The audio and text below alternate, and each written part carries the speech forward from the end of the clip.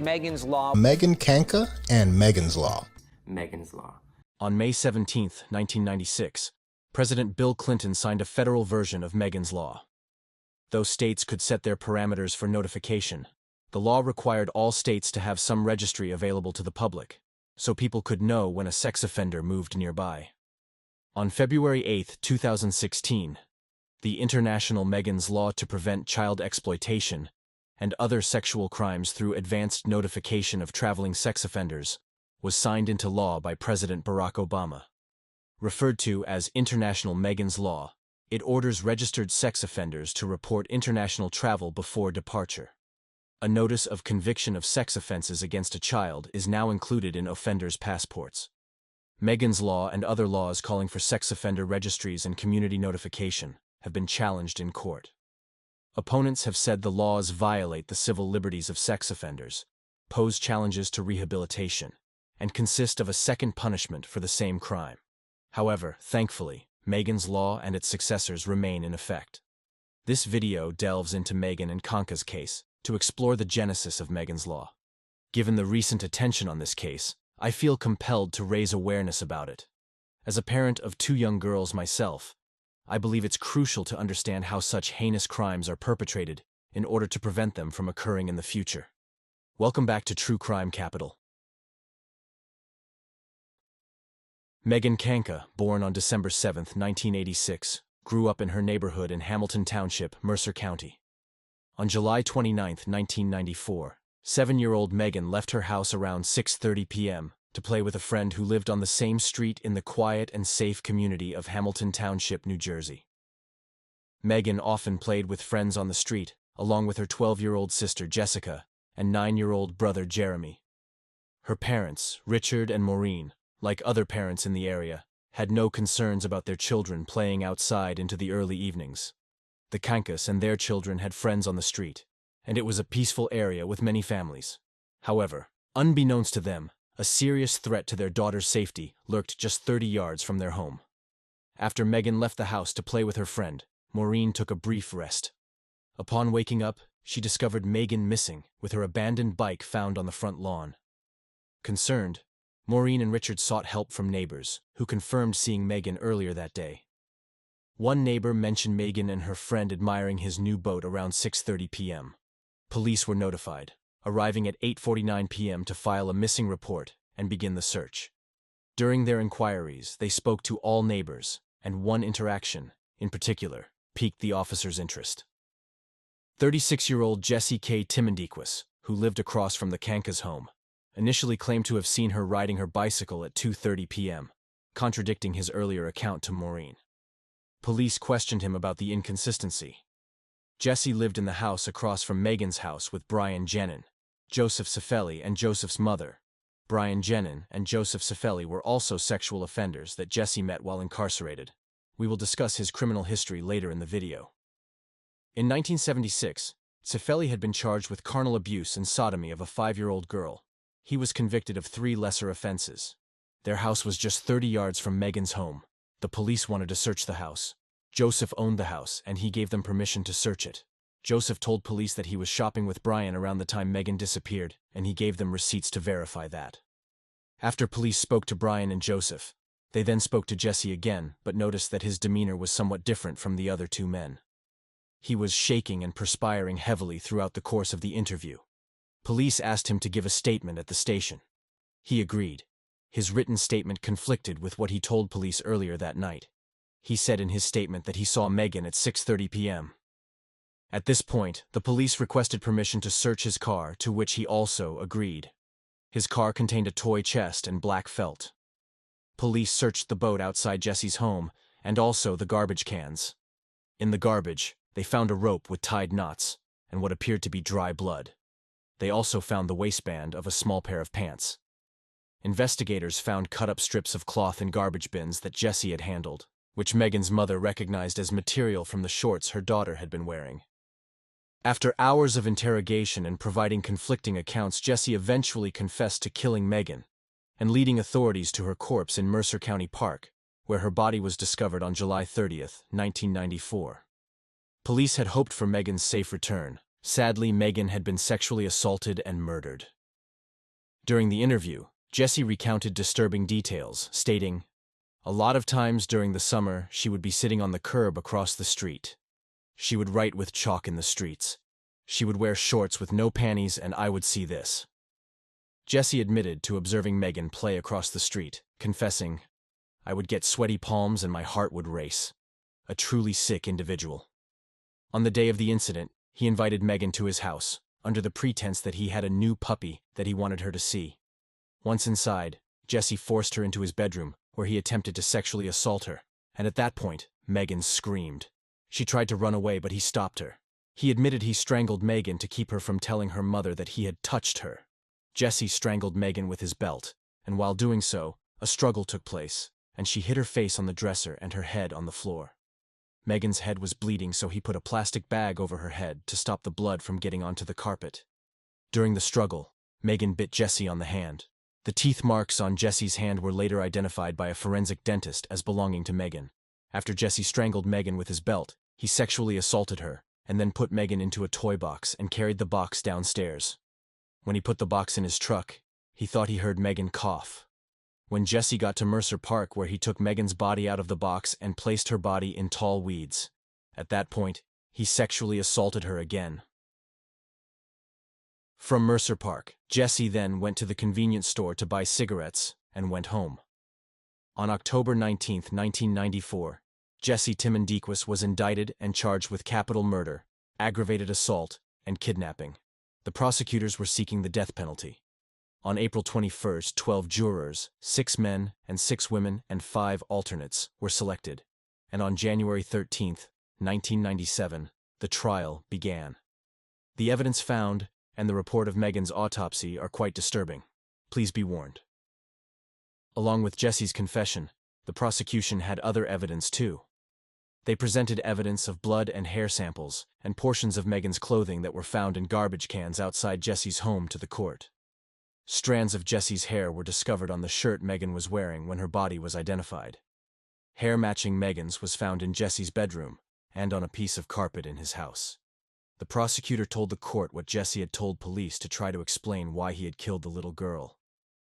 "I was afraid she would tell her mother. I was afraid I would get in trouble and go to jail." Megan had become a walking, talking piece of evidence. She knew him. She could identify him. He knew it, and he had to get rid of that threat. And so, he did. At Gypsy's trial, the autopsy showed what Megan went through based on her injuries. The autopsy revealed petechial hemorrhages in both eyes, which is normally a telltale sign of death by strangulation. There was a ligature mark on Megan's neck that was consistent with the leather belt found in Gypsy's room. Megan had bruising and contusions under her chin. This was consistent with an object or hand placed on her neck. There was blunt trauma to her eye, which was caused either by a fist or by striking the head against an object. There was also bruising on the back, arms, and legs. This was consistent with Megan being held on her back with someone on top of her. There were bruises on her colon and right kidney, which were caused by separate blows and/or someone's weight on top of her, and a tear in the hymenal margin and penetration of the vagina caused by a finger or penis. There were 2 tears in the mucosa covering the anus, indicating penetration by a penis. Severe hemorrhaging was caused by 3 separate blows to the head with a blunt object. The cause of death was determined as mechanical strangulation with the leather belt. This would have constricted oxygen to Megan's brain, causing brain death within 3 to 4 minutes. So devastating. So who is Gypsy Timmendequas, born April 15, 1961? He was raised in an impoverished household full of incest and drunkenness. He was also sexually abused by his father as a child for years. He was 6 or 7 when the abuse began. His younger brother Paul recounted how their father abused them. "He would hold us by the neck, and he would do what he was doing to both of us," Paul said. "He would start when there was nobody else around." His abuse ended after about 2 years, but it continued for Gypsy. "To be honest, I would hear Gypsy screaming. Then I knew what was happening," Paul testified.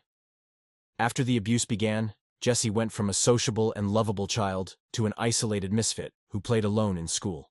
He was classified as borderline mentally retarded and was placed in a special education class. His mother, Doris Unangst, bore 10 children by 7 men. Most of the children were given away or taken away, and those who weren't were neglected and abused.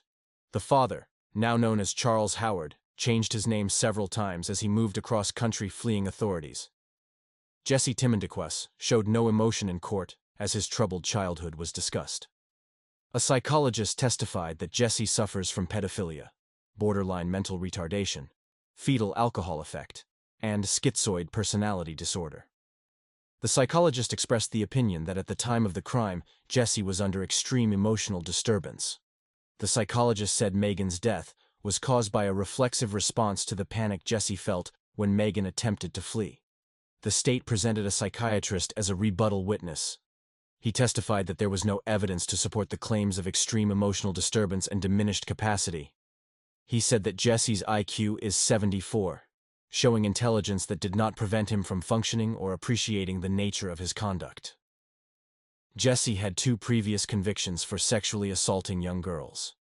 In October 1979, before murdering Kanka, Gypsy assaulted a 5-year-old girl he'd asked to look for ducks with him. Following this attack, he agreed to plead guilty to attempted aggravated sexual assault.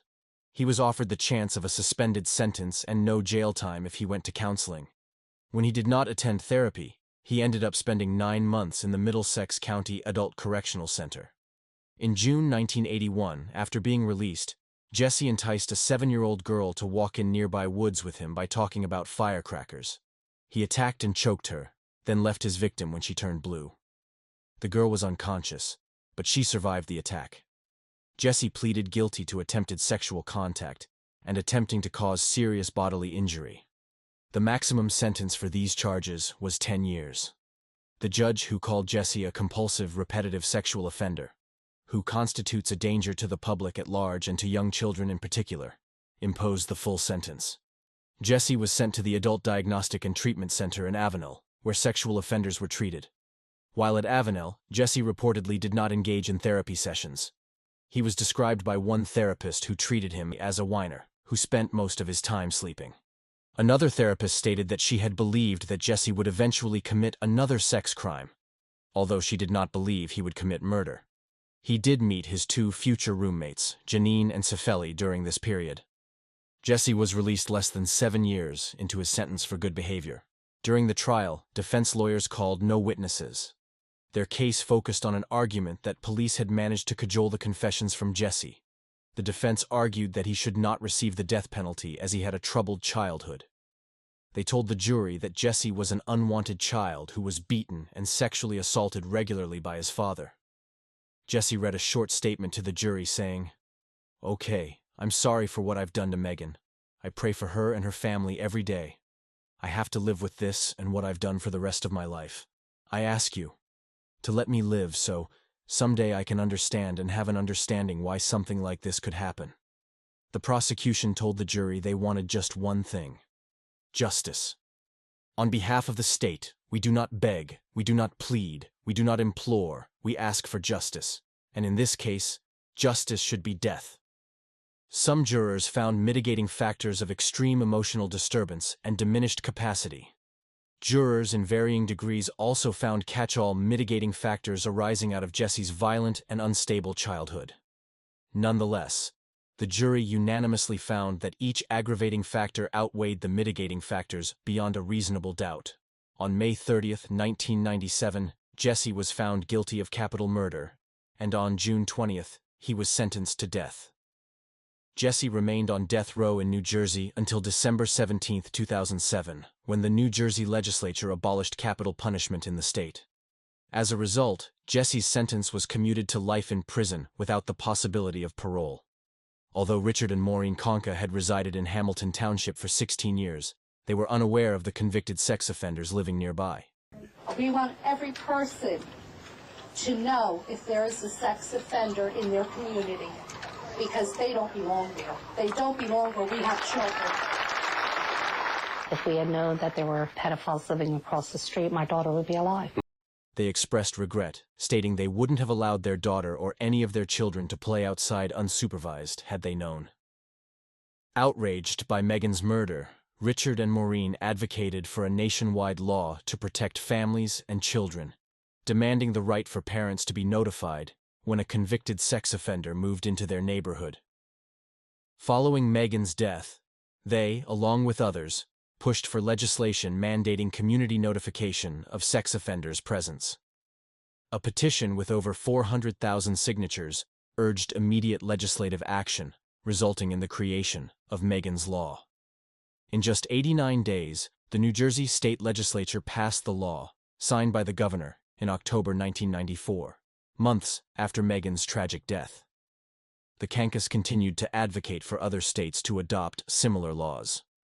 Richard Kanka emphasized in 1995 that while no law could prevent every sexual assault on children, if it could save even one child, it would be worthwhile. We're excited because this is something that's far overdue. And like the Congressman said, we got it on our end. Now we just have to work and get it the other way around so we can watch them both ways. We got to stop the trafficking, and we have to stop the exploitation. But we're very, very excited. I'm excited about this whole thing because I'm not excited about how long it took. I'm excited that we actually got it done.